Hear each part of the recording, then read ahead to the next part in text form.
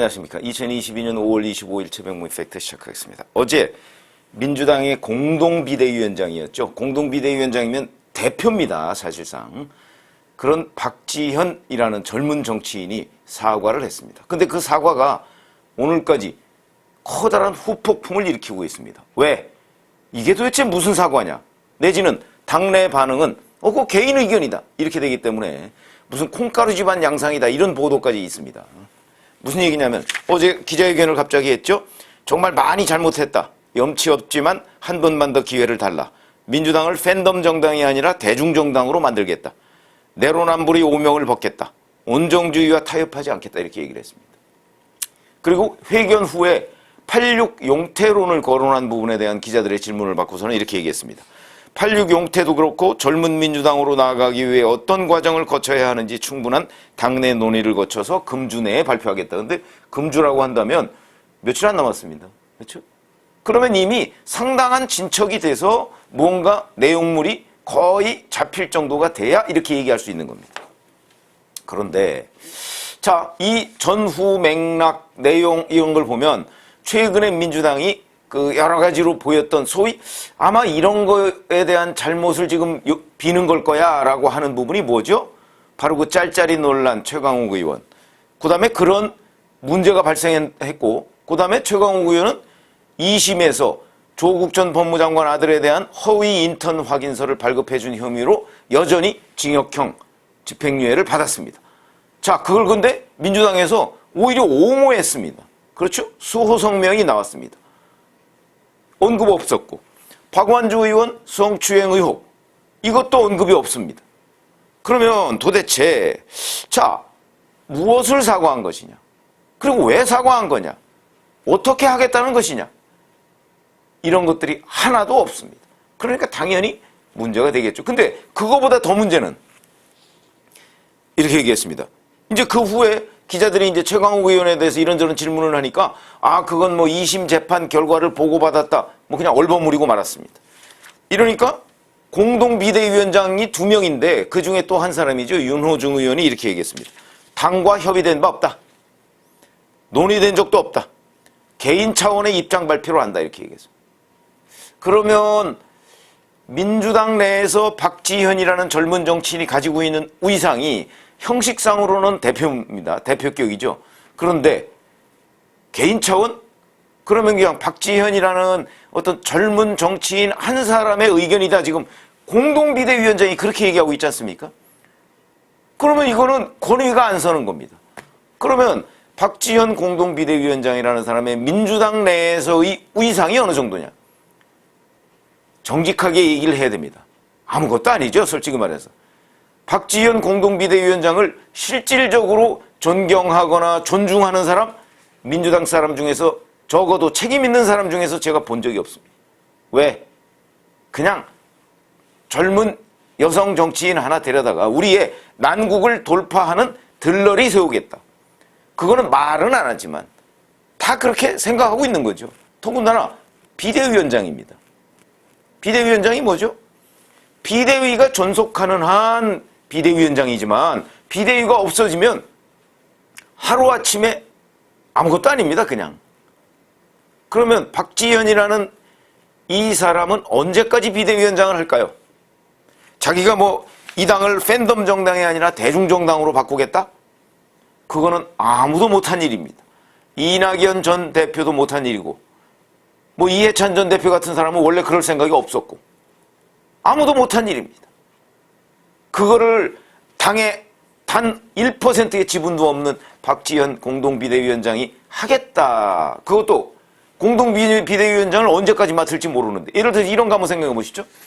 6월 1일 지방선거에서 민주당이 참패를 한다고 했을 경우에 지금 비대위 체제는 아마 또 다른 비대위 체제로 바뀔 겁니다. 그렇죠? 며칠 안 남았습니다. 지금. 그런데 그 사람이 뭘 팬덤 정당을 대중정당으로 아니 설령 그 사람이 6월 1일 지방선거 이후에 비대위원장을 계속 맡고 있다고 해도 8월 달에 전당대회에 있습니다. 그렇죠? 그럼 6월, 7월 2달 남았습니다.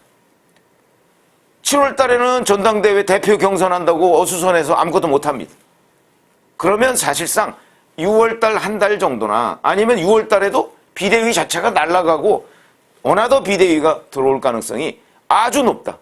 지금 뭐 6월 지방선거 그 대략적인 그 판세가 나와 있지 않습니까? 그렇게 되면 다른 비대위가 설치될 가능성이 있는데 자기는 그렇게 되면 며칠 안 남은 시한부 생명입니다. 그 사람이 뭘 어떻게 바꾸고 뭐 86 용태? 어림없는 일이죠. 그럼 이런 것들을 우리 국민들이 모르느냐? 나중에 말씀드리겠습니다. 자, 이렇게 윤호중 비대위원장이 바로 같은 공동비대위원장의 기자회견을 깔아뭉개고 깔아뭉개는데 오히려 윤호중 비대위원장식의 시각이 훨씬 당내에 많은 것 아니냐. 물론 누가 뭐 측정해 본 건 아니지만 우선 86 대표주자라고 흔히 언론에서 일컬어지는 김민석 선대위 공동총괄본부장이 페이스북에다가 곧바로 이런 거 올렸습니다. 일리 있는 말씀도 하셨지만 틀린 자세와 방식으로 하셨다. 내가 책임지고 민주당을 바꾸겠다는 사당적 관점과 표현은 옳지 않다. 슬쩍 한쪽으로 시비를 걸었지만 사실상 넌 틀렸다. 이 얘기를 들이받은 겁니다. 김용민 의원 뭐 철험의 소속이죠. 강성 흔히 이렇게 얘기합니다. 사과로 선거를 이기지 못한다. 새로운 약속보다 이미 한 약속을 지키는 것이 더 좋은 전략이다. 이렇게 주장하고 있는데 글쎄요. 이미 한 약속이 뭐죠? 그 얘기는 안 하고 있습니다. 이미 한 약속은 작년에 법사위원장을 국민의힘 몫으로 주겠다. 뭐 이런 거 아닌가요? 근데 그거 뒤집겠다고 지금 공식적으로 선언하고 나섰습니다. 김용민 의원이 얘기한 이미 한 약속이라는 게 뭐죠? 혹시 올해 1월 달에 송영길 지금 서울시장 후보가 대표 시절에 86 용태론을 주장한 적이 있습니다. 586 용태론. 한 사람이라도 동조했습니까? 아무도 동조 안 했습니다. 뭘 얘기하는 거죠? 그 다음에 강성당원들도 오히려 박지원 위원장의 팬덤 정치 청산 발언에 반대해서 김건희보다 박지원이 더 싫다. 당을 떠나라. 이렇게 얘기하고 있습니다. 아무도 이런 당내의 강성당원들의 원색적인 비난을 말리지 않고 있습니다. 이재명 후보를 비난했을 때 선거운동 기간에 당 게시판 폐쇄했습니다. 그런데 지금 박지현 비대위원장, 공동비대위원장, 비대위원장 2명인데 그 중에 한 명이 기자회견한 거를 가지고 당을 떠나라 라고 얘기를 하는데도 당 게시판에 대한 어떤 조치도 취하지 않고 있습니다. 그러면 박지현 비대위원장이라는 사람이 민주당 내에서 가지고 있는 위상은 여기에서도 그대로 드러납니다. 당의 2대 대표 중에 한 사람을 마구 비난하고 네가 떠나라라고 막 내쫓으려고 하는데도 민주당 내에서는 아무도 옹호하는 사람이 없다. 그게 뭘 의미하느냐? 그건 그만큼 박지원 공동비대위원장이 이 당내에서 아무런 뿌리가 없고 당내에서도 말빨이 먹히지 않는다. 이걸 얘기하는 거죠. 그런데 지금 국민 앞에 자 이거 마지막이라 생각하고 좀 한번 우리를 돌봐주세요 라고 하는 게 과연 당내에서도 안 먹히는데 그게 중도나 아니면 국민의힘 지지자들이나 이런 사람들한테 과연 먹힐까요? 당내에서도 안 먹히는데 그걸 박지원 비대위원장도 알아야 되고 당내의 다른 사람들도 알아야 된다. 왜 박지원 공동비대위원장의 반성문이 울림이 없을까? 뿐만 아니고 이런 거 한번 생각해 보시죠. 지금 뭐 보궐선거 후보든 아니면 뭐 시도지사 후보든 여기에 나와 있는 사람은 다 나살겠다. 그 대표적인 게 이겁니다. 이재명 후보 대선 때 뭐 큰절하고 뭐 어쩌고저쩌고 하더니 바로 돌아서서 비난했습니다. 국민의힘 윤석열 지금 대통령 그때 후보를 비난했습니다. 큰절하고 잘못했다고 하더니 그때도 뭘 잘못했느냐 이런 얘기가 나왔습니다. 구체적으로 뭘 잘못했느냐 그걸 우리 국민들이 알아야 사과를 받든지 안 받든지 할 것 아니냐 이런 지적이 있었는데 그냥 뭉개고 큰절하고 쇼하고 말았습니다. 그리고 그 다음에 돌아서서 똑같은 행동을 합니다. 이번에도 똑같습니다. 본인이 직접 얘기한 것도 아니고 캠프를 통해서 의사를 밝혔는데 이렇게 전적으로 공감한다. 민주당이 반성과 쇄신이 필요하다는 말씀으로 이해한다. 그 밖의 확대 해석은 경계한다. 이게 동감입니까? 아니면 무시입니까? 무시죠. 무시입니다. 이런 걸 정치적으로는 무시한다고 합니다. 그냥 박지원 비대위원장이 얘기한 거 근데 얘기한 거 어느 부분에 공감한다도 없습니다. 전적으로 왜 그러냐? 박지원 비대위원장이 뭘 사과했는지 우리 국민들은 잘 모르거든요. 그런데 뭘 공감한다는 겁니까? 사과의 제스처? 그거에만 공감한다는 건가요? 없습니다. 더군다나 그것도 자기 입으로 얘기한 것도 아니고 캠프를 통해서 입장문을 내놨습니다. 나중에 그거 바꾸는 거 10분도 안 걸립니다. 바로 그걸 염두에 둔 공감하지 않는다는 얘기다, 이거는. 김동연 경기지사 후보. 민주당을 심판하시더라도 씨앗은 남겨달라. 민주당에 실망하신 국민 여러분께 해초리를 들고 꾸짖을지언정 외면하거나 포기하지 말아주실 것을 호소드린다. 이거는 자기는 계속 지지해달라 이런 얘기죠. 나부터 살고 보자 이 얘기입니다. 정말 당성이라고 하는 요만큼도 없는 태도다. 이런 사람이 사실 당원 입장에서는 더 얄밉습니다. 아니 민주당의 여러 가지 가치에 공감해서 민주당과 함께 한다고 해놓고 민주당이 어려워지니까 나만 살려달라고 지금 유권자한테 호소하는 거 아닙니까? 더 얄밉죠. 그런데 우리가 이 민주당 공동비대위원장의 사과를 이런 거 한번 생각해 보시죠. 4월 7일 재보선 과정에서 작년 이낙연 대표가 크게 사과하고 한 표만 달라 뭐 이렇게 얘기를 했습니다. 이번 대선 과정에서 이재명 후보가 아까 얘기했죠. 큰절까지 해가면서 큰절을 한 2번 한 걸로 제가 기억하는데 사과했습니다. 근데 그때도 다 주어 목적어가 없었습니다. 이번에도 마찬가지입니다. 없습니다. 뭘 사과했는지 모릅니다. 그러니까 유권자들은 이낙연, 이재명의 사과에 이어서 박지원의 사과까지도 저게 뭘 사과한 거지? 똑같습니다. 이걸 기시감이라고 하죠. 어디서 많이 본 듯한 사과. 그러니까 민망하죠. 박지원 비대위원장이. 그러니까 이번이 마지막이다 이렇게 얘기했습니다. 아마 다음번 민주당이 또다시 사과할 때는 이번이 또 마지막이다 이렇게 얘기할 겁니다. 그러니까 유권자 입장에서는 맨날 사과는 하는데 달라진 건 없다. 이낙연 대표의 사과 이후에 달라진 게 뭐가 있느냐. 이재명 후보의 대선 운동 과정에서 사과 이후에 민주당이 달라진 게 뭐가 있느냐. 달라진 거 뭐 일부 좀 이렇게 조롱 섞인 표현으로 하면 있죠. 오히려 더 악화됐습니다. 왜냐? 그전에는 검수완박 얘기 안 하더니 하다가 중단되더니 대선이 지고 나니까 바로 검수완박으로 들어갑니다. 거기다 박완주 의원의 성범죄 의혹까지 불거집니다. 최강욱 의원 감싸기에 나섭니다. 더 심해졌습니다. 증상이. 그래놓고 지금 와서 다시 또 봐달라고 합니다. 주어 목적어 없이. 자, 이렇다 보니까 한술 더 떴다 오히려. 여기 또 하나 있습니다.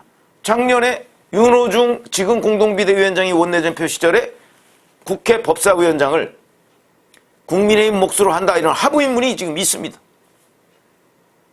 그거 깨겠다. 못 주겠다 이렇게 얘기합니다. 대놓고 못 주겠다고 얘기합니다. 자, 그래놓고 뭘 사과한다는 얘기죠 그러면? 그걸 설명을 해야 된다. 그러니까 우선 박지원 공동비대위원장이 얘기하는 게 당내에서도 딴 사람들이 다 깔아뭉개는데 그러면 이게 과연 민주당의 대표자로서 한 얘기냐 아니면 그 20대 젊은 여성 정치인이 내가 민주당을 이렇게 바꾸겠다는 공허한 목소리냐 하는 것부터 규정을 해야 유권자들이 받아들일 것인지 말 것인지 판단을 할 것이고 그 다음에 박지원 공동비대위원장은 과연 언제까지 비대위원장을 할 수 있을 것인가 그건 아무도 모르죠. 그러니까 이 약속이 정말 메아리 없는 얘기가 될 가능성이 제가 보기에는 99%다. 그걸 우리 유권자들은 아무리 민주당에 대해서 호감을 가지고 있다고 할지라도 이런 객관적인 사실이 있는데 그 객관적인 사실을 외면하고 무조건 지지를 해야 된다. 이거는 아마 전 국민의 30%도 되지 않을 것이다. 이렇게 봅니다. 그러면 70% 정도는 에이 저거 말도 안 돼. 내지는 그냥 갸우뚱 할 텐데 무슨 효과가 있을까? 이게 무슨 효과가 있을까? 그런 점에서 본다면 저는 뭐 이제 기자를 오랫동안 해봤고 이런 것들을 많이 봐온 입장에서는 박지현 공동비대위원장이라는 젊은 정치인이 참 안타깝습니다. 왜? 정치 현상을 뻔히 그 유권자들도 읽고 있는데 그래서 본인의 목소리가 박지현 공동비대위원장의 목소리가 얼마나 국민들 앞에 공허하게 들릴까 하는 거를 박지원 비대위원장이 정치 경험이 아무리 짧다고 하더라도 저는 알 것 같은데. 그런데 나와서 저렇게 당을 위해서 한단 말이죠. 박지원이라는 사람이 민주당을 위해서 저렇게 해야 할 이유가 어디 있습니까? 그 N번방 추적단인가? 그걸로 해서 우리 사회에 정의를 세웠다. 이렇게 얘기하고 그걸 평가받은 사람인데 그건 진영과 무관합니다. N번방 그거 했던 사람들이 무슨 국민의힘 지지자들입니까? 진영과 무관하게 자기가 정의를 위해서 추구했던 가치, 그거를 계속 나가면 좋은데 왜 진영의 한쪽에 들어가서 어찌 보면 이렇게 정말 그 민주당 지지자들로부터도 비판을 받는, 그리고 아무도 그 위상을 인정해주지 않는 그 정당에 들어가서 거기 가서 뭘 어떻게 하겠다고, 그렇다고 해서 그 정당을 위해서 또 총대를 맨다. 6월 1일 지방선거를 앞두고 그 총대를 맨 결과가 무엇일까? 잘 생각해 보시죠. 6월 1일에 어떤 결과가 나올지 저도 확실하게 예측할 수는 없습니다만은 저는 그냥 호남 세 곳하고 광역시도지사의 경우에 제주 이렇게 네 군데로 그칠 가능성도 있다고 제가 말씀을 드렸죠. 그렇게 되면 비대위원회 다시 구성됩니다. 그러면 박지원이라는 사람은 이제 민주당에는 없는 겁니다. 근데 그걸 뻔히 어찌 보면 내다보고 있어가면서 박지원이 이 당을 위해서, 정말 이 당을 위한다는 건 이 당에 지분이 있는 사람들이 해야 됩니다. 이재명, 윤호중, 박홍근 이런 사람들이 해야 되죠. 어제 박지원 비대위원장 그 기자회견 하는데 아무도 배석하지 않았습니다. 그게 뭘 의미할까요? 동의하지 않아. 이걸 의미하는 거죠. 이런 공허함, 그걸 위해서 나 홀로 민주당을 위한다고 국민들 앞에 호소하는 그 젊은 정치인의 모습을 봐가면서 참 안타깝다. 정치는 저런 게 아닌데. 그런 생각이 들어서 지금이라도 박지원 공동비대위원장은 정말 정의를 위하는 길이 무엇일까 하면 당내에서 예를 들어서 자기 공동비대위원장이 발표에 대해서 딴지 거는 사람들 징계위원회에 회부하세요. 이 당이 살기 위해서는. 근데 또 그런 일은 못하지 않습니까? 최강욱 의원 20에서까지 실형 선고가 나왔는데, 실형 집행유예가 나왔는데 그걸 수호 성명을 하는 사람들, 이거는 우리 당의 가치와 다르다. 징계위원회에 당연히 회부를 해야죠. 근데 왜 그런 조치는 아무것도 못하고 국민들 앞에 뭐가 뭔지 모르는 사과만 하죠? 그런 점에서 안타깝다는 겁니다. 박지원 비대위원장이 가지고 있는 잣대는 민주당이냐 아니냐가 아니고 정의로운 것이냐 아니냐가 돼야 된다. 그러면 민주당 비대위원장이라는 사실을 잠시 접고 정의의 대명사 박지원으로 되돌아와야 된다. 이렇게 말씀을 드립니다. 고맙습니다.